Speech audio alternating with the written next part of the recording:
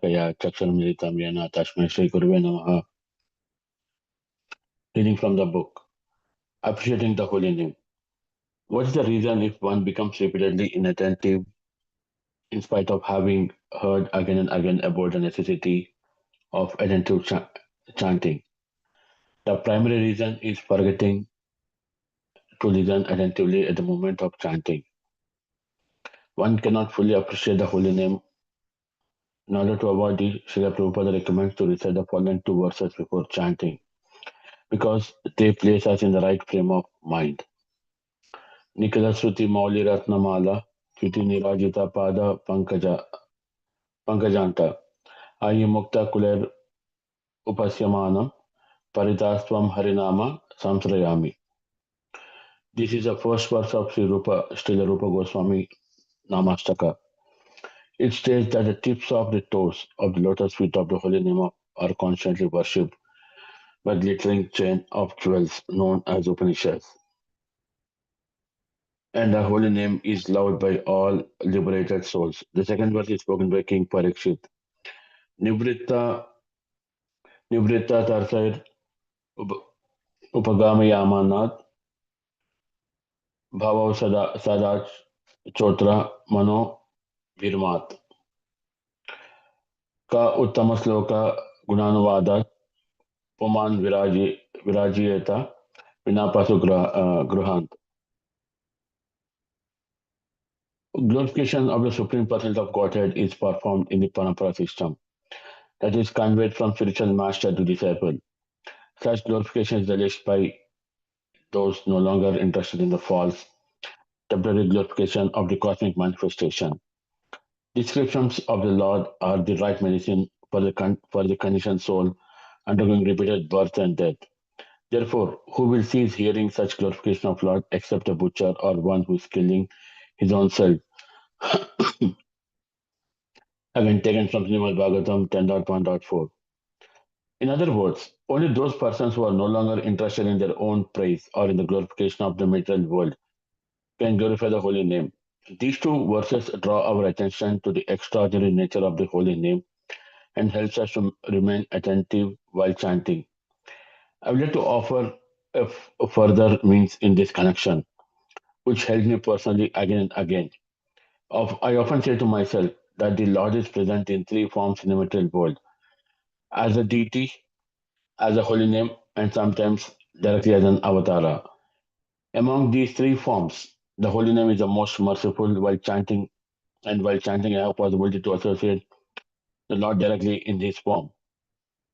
By meditating in this way, I cannot stay indifferent or inattentive while chanting, because after all I am aware that at this time I am associating with Krishna. This meditation helps me a great deal.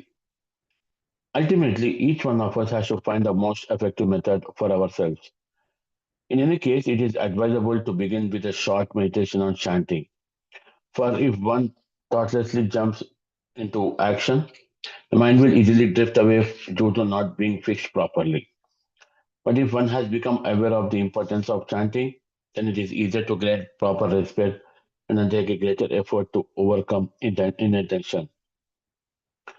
Avoiding offenses. Living a positive spiritual life. How can offenses be avoided?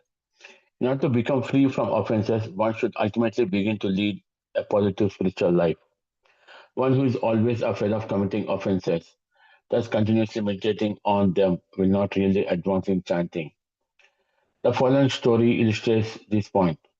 In the forest, a millipede could dance wonderfully.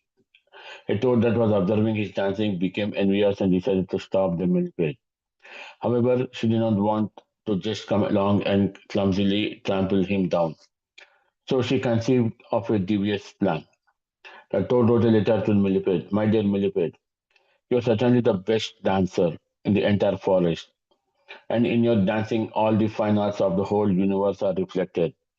I have, however, a question. When you're dancing, do you lift first the 52nd foot and then the shift other side with the 56th foot? Or do you begin softly rolling your 200th foot and then go back to the 150th foot? How exactly do you perform your dance? This is my question. Yours sincerely, the toad from the bog.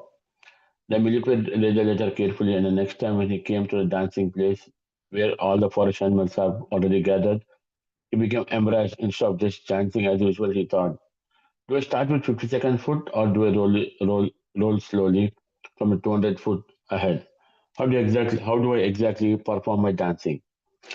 As he was fully entangled in his thoughts, he could not dance anymore. He began to stagger and to stumble. What is the matter? Asked the forest animals in amazement. The toad had attained her objective.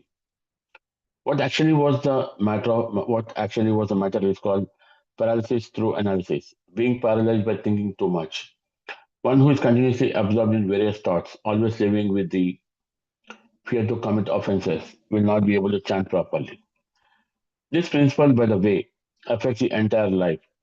To be always afraid of negative things, thus meditating on all kinds of possible mistakes, makes it very difficult to follow the path of Krishna consciousness. The injunction is think of Krishna, only that will bring us out of Maya. Therefore, it is essential for every devotee to live a positive spiritual life, beyond the constantly anxiety of how to avoid offenses. The best is to reverse offenses and consider them in a positive light. For instance, instead of constantly thinking of how to avoid blaspheming Vaishnavas, we should develop high appreciation for them and serve them. Instead of only theoretically accepting the holy name as identical with Krishna and as the Supreme, we should always chant with great joy and devotion. Instead of meditating on not being able to follow the orders of the Guru, we should recognize the Guru as our best friend and appreciate how nice it is to surrender our lives to him. Referring to the fourth offense, it is not enough to just avoid defining the Vedic scriptures. We should rather read the scriptures every day and try to absorb each transcendental word of the Shastras into our daily life. We should generally free ourselves from the concept of sin and lead saintly life instead. Uh, Let me stop here and just quickly brief summarize from these 2 points what I just read.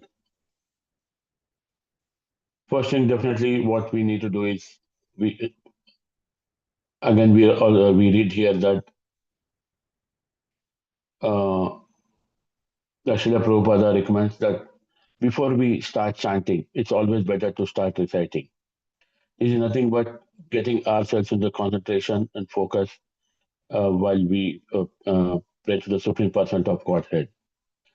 These two verses, one written by Sri Rupa Goswami from Sri Krishna Namastaka and second by King Parikshit, definitely gives us a pleasure to start focusing and then start chanting.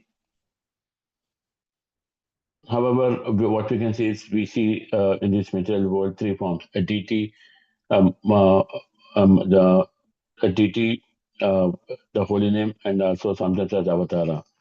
The best thing for us is most watchful is to chant the holy name and then directly associate with the Lord in this form of chanting. It's nothing but another kind of meditation. We feel that okay, we couldn't chant properly, we might make mistakes.